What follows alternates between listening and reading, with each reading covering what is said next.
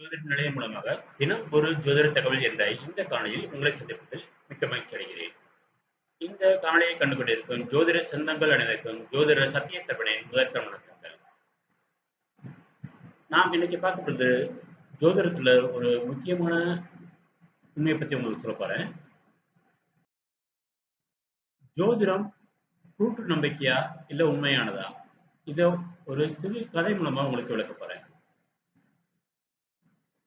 ஒரு ராம பக்தன் ஒருத்தன் இலங்கையிலிருந்து இந்தியா வரதுக்காக கடல் நோக்கி கடல் வந்து அவருக்கு தடையா இருந்துச்சு. அப்ப பாத்தீங்கன்னாக்கா அவர் வந்து அங்க ஒரு முனிவர் வந்து தவம் செஞ்சுட்டு இருந்தார். அந்த தவம் செஞ்சிருந்த முனிவர்கிட்ட போயிட்டு நான் இங்க இருந்து கடந்து இந்தியாவுக்கு போகணும், கடலை கடந்து இந்தியாவுக்கு போகணும், எப்படி போறது அப்படின்னு கேட்டாரு.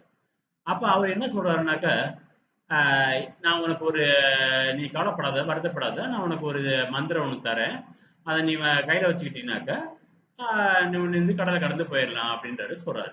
அந்த அந்த சீடனும் அப்படியே அதை சுரதை அப்படியே கையில வாங்கிக்கிட்டு அப்படின்னு கடலை கடந்து போய்கிட்டே இருக்கிறாரு.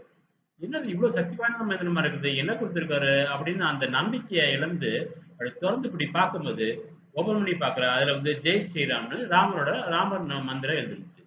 அந்த ஒரு நம்பிக்கையானது எல்ல சிறிதளவு குறைஞ்சாலும் நம்மளோட ஜோதிடத்துல நீங்க வந்து ஜோதிடர் சொல்ற உங்களுக்கு உண்மையானதுல சந்தேகம் கொஞ்சம் வந்தாலும் ஜோதிடம் நடக்காம போறது வாய்ப்பு உண்டு.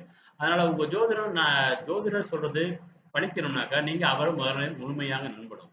அப்பதான் அது உங்களோட பலன் பெறக்கூடிய வானத்தளத்துக்கு உயர்த்தக்கூடிய நல்ல ஜாதகமா அமையும். நன்றி. ஓம் ஸ்ரீ ஜோதிட நிலையம் ஜோதிட சத்திய செல்வன்.